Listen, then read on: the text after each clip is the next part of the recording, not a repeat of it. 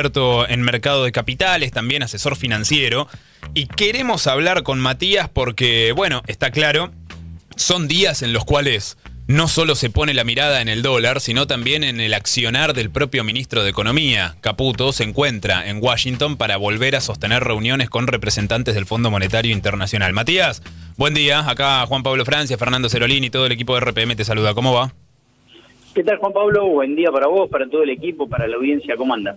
Bien, bien, Matías. Mira, si te parece, antes de comenzar la charla, Fer Cerolini nos explica cuáles son los puntos en los cuales tenemos que poner el ojo, sobre los cuales tenemos que prestar atención, y le damos para adelante con todo lo que hay para analizar, que además, te imaginarás, son también preguntas que se hace la gente, ¿no? ¿Qué hago ahora? ¿Compro dólares? ¿No compro? ¿Espero? ¿No espero? Sí, por supuesto. Que arranque Fer. ¿Cómo andás, Fer? ¿Qué haces? ¿Cómo andás, Matías? Bueno, no sé con qué plata la gente va a comprar los dólares, porque la mayoría están secos, por lo que veo. Pero Difícil. Está complicado. No, pero ¿qué tal? Vamos a esto. Se salió del cepo y había mucha gente antes de la salida del cepo pensando que la salida del cepo implicaba de alguna manera una corrección del tipo de cambio al alza, es decir, una devaluación que permitiera al campo tener un poco más de oxígeno en la producción y a las industrias tener una posibilidad mayor de exportación porque cambiaba el tipo de cambio multilateral que la Argentina tiene muy retrasado. Y de alguna manera también quitaba un poco de peso a la inflación en dólares que está teniendo la Argentina desde el comienzo del gobierno de Milei, que es astronómica. Ahora, realmente desde que salimos del cepo, con unas características muy particulares esta salida del cepo, porque las empresas sí no pueden comprar directamente dólares, no pueden girar sus dividendos hacia afuera, ha pasado lo contrario de lo que se esperaba. Es decir, que el campo probablemente si vende una tonelada de soja, hoy recibe menos, probablemente no, por lo menos el día de ayer estaba recibiendo menos que antes de la salida del cepo. Y está la gente que tenía un colchoncito que vendía dólares para vivir, está recibiendo, no sé, cayó de 1.330 a 1.110, no sé exactamente cuál es la caída del porcentaje, pero es el 10, 15%, no sé cuánto es, un poco más, habría que hacerlo. ¿Qué panorama trae esto? ¿El dólar va a llegar a 1.000? ¿Esto cómo lo evalúas vos, Matías? Bueno, en primer lugar lo que hay que analizar es que el día sábado, previo a la salida del cepo, parcial, digo porque solamente se sale del cepo para las personas físicas, que son los que no tienen poder de fuego, porque en definitiva la clase media va de sueldo a sueldo, todos lo sabemos, y le cuesta llegar a fin de mes, y le cuesta que le sobre un mango como para que presione al dólar. Por lo tanto, la salida del cepo es solamente para las personas. Ese día sábado una muy buena coordinación del gobierno con los bancos y con los agentes de bolsas y básicamente con los agentes financieros. ¿Por qué digo esto? Porque así como el gobierno dice que no cree en el control de precios, en las regulaciones, etcétera, sí cree y sí coordinó con los bancos y con los agentes de bolsa un precio para el dólar, para el precio de los precios.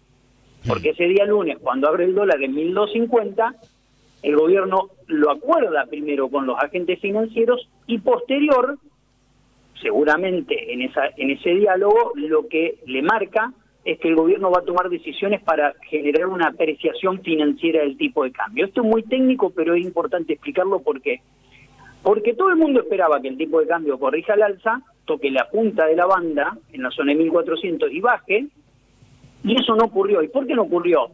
Dice el gobierno, porque no hay pesos para correr al dólar. Es cierto en una parte porque, lo que dijimos antes, los salarios y el dinero que tiene la clase media no alcanza para correr al dólar. Pero también es cierto que el gobierno anunció el día martes la apertura del capital internacional para que venga a invertir a la Argentina, y todo esto generó un ingreso de dólares a la Argentina que se vendieron contrapesos para hacer el famoso carry trade. Por lo tanto, lo que estamos viendo en esta etapa es una nueva apreciación cambiaria que genera mayores costos en dólares, que genera una pérdida de competitividad del tipo de cambio, etcétera, etcétera, con todo lo que ya sabemos, auspiciada por el gobierno, coordinada con los agentes financieros para que el tipo de cambio vaya al piso de la banda, cosa que yo creo que hasta puede llegar a ocurrir.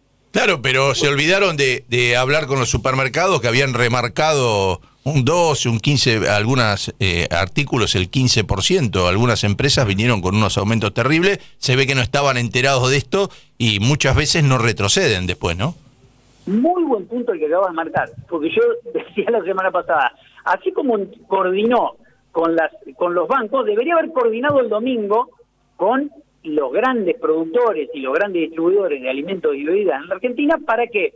Para comentarle cuál iba a ser el plan y para coordinar que no haya aumentos de medidos de precios, como también lo hizo esta semana con las prepagas, ¿no? Donde se reunió y pidió que bajen los aumentos que tenían previsto para este mes. Entonces, faltó coordinación en cuanto a precios, se le trasladó a precios y aparentemente vamos a tener una inflación en el mes de abril bastante alta. Ahora, ¿cómo sigue la película? Que es lo que más nos interesa a partir de ahora. Bueno, vienen para mí 4 meses de una calma cambiaria. ¿Por qué? Porque todo el mundo entró a jugar a hacer carry trade. Si vos lo mirás, todo el mundo fue a jugar a hacer tasa, vendió dólar.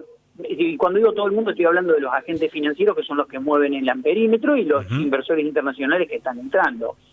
Compraron las letras a distintos plazos y se van a quedar esperando que el tipo de cambio siga bajando para después, en agosto o septiembre, levantar el carry trade y hacerse de las ganancias en dólares que siempre provee el carry trade. Por lo tanto, agotado el carry trade anterior, el del crawling peg al 1% y de la tasa al 2,5%, nace un nuevo carry trade y genera una nueva apreciación financiera con todo lo que eso implica, ¿no? Porque pero y la economía real, que es la que de la que vos, porque yo justamente a mí lo que me interesa de Batista, que es un hombre que viene del mercado financiero, sí, está claro, en clave bursátil, da cursos ahí, pero a la vez tiene como contador clientes que son empresas industriales y empresas relacionadas al agro, es decir, que conoce los tres mostradores. La gente del mercado, algunos están eufóricos, no tanto el que tiene un pesito y se puso a comprar acciones argentinas o bonos argentinos, porque si bien ahora han empezado a recuperar en dólares, la caída por valor, porque cayó el peso, subió el peso y cayó el dólar, las acciones, cada vez usted mira su cuenta comitente y dice, che, cada vez tengo menos plata. Y te dice, no, pero tenés la misma cantidad de dólares. Igual sí, pero cada vez, ahora si tengo que vender $1 que tengo guardado, no me pagan 1.300.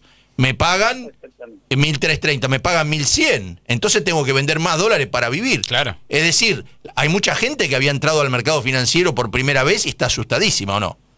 Sí, eso está pasando porque obviamente la corrección de el tipo de cambio a la baja, que era algo que lo esperaban muy pocos, le generó un efecto psicológico muy grande a la gente.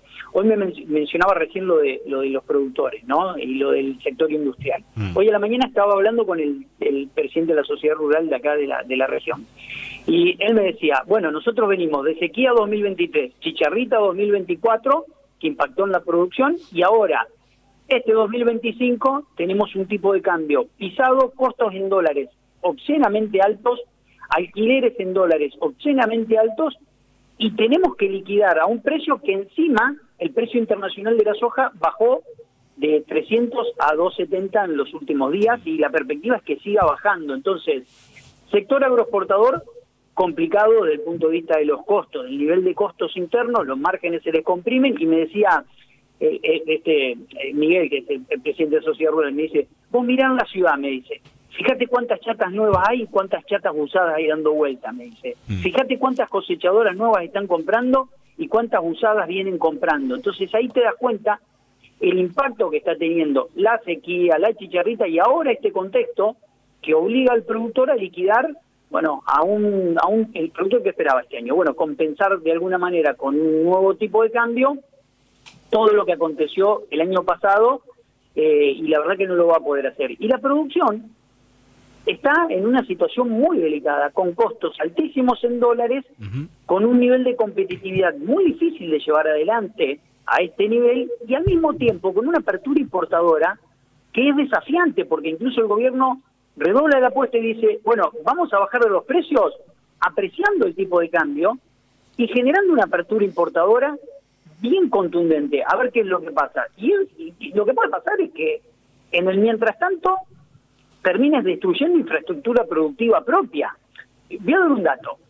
El primer trimestre del año pasado, Argentina tuvo saldo exportador entre Expo menos Impo de 4.253 millones de dólares. Este año, en el mismo trimestre, el saldo es de 761 millones de dólares. Ahora, Matías, sí. Se cayeron 3.300. Más allá de todo esto que vos, por supuesto, lo podés explicar perfecto desde el punto de vista técnico, por lo que sos, por lo que haces en tu trabajo, no solo economista, asesor financiero, lo decía Fer Cerolini recién, conocés los tres costados del mostrador, pero más allá de las explicaciones técnicas hay algo que nosotros charlamos día a día con Fer Cerolini, al aire y fuera del aire, y es esto que hace al llano, a la calle, al día a día del laburante y a lo que en realidad termina después percibiendo el trabajador en la góndola o en su propia billetera, en el bolsillo, en la cartera, en fin. ¿Qué pasa con el poder adquisitivo? Eso es lo que creo que hay que poner sobre la mesa, porque muchas veces cuando se habló, creo que muchas veces no, siempre, cada vez que se habló de la salida del cepo, se habló también de la posibilidad de que esa liberación del dólar redunde en una presunta recuperación de poder adquisitivo. Y la matemática, quizás yo me equivoco en la cuenta, pero la matemática a mí me da que el salario vale menos. Completamente de acuerdo. A ver, no hay discusión, primero, de que el índice de inflación, el IPC, no es representativo de la realidad económica de cada uno de nosotros. ¿Por qué? Bueno, porque cuando vos juntás los pesos que tenés que usar los primeros 15 días para pagar luz, gas, agua, cable, seguro del coche, el colegio de los pibes y todo ese andamiaje que te obliga a poner la mitad de tu sueldo los primeros 15 días de cada mes, te das cuenta que cada mes que pasa se lleva una parte más importante de tu sueldo y te queda menos para consumir. Segundo, la idea del gobierno era, o por lo menos lo que le había vendido al sector trabajador era, el primer semestre es el de ajuste, el segundo semestre es el de recuperación. Bueno, veremos lo que pasa con el índice de salarios de sector privado, el no registrado y el sector público. Realmente el impacto y la pérdida de poder de compra de esos sectores ha sido brutal, ni hablar de jubilados y pensionados, ¿no? Me dijeron, Matías, que hay sectores que en los últimos 3 meses, la inflación, ¿viste cuando Caputo dijo, bueno, ahora vamos al crawling peg del 1, entonces las paritarias no tienen que superar el 1, 1,5, habían dicho?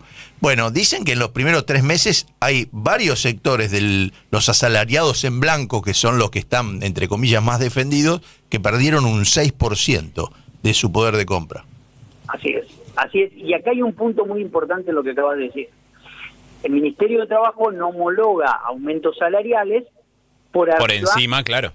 Claro. Entonces, el gobierno también cree en los controles de precios. ¿Por qué? Porque además de controlar el precio del dólar, controla el precio del salario, que es un elemento determinante en el nivel de precios y también en el poder de compra. Entonces, el gobierno cree que controlando el tipo de cambio y controlando los salarios va a forzar una baja del proceso inflacionario.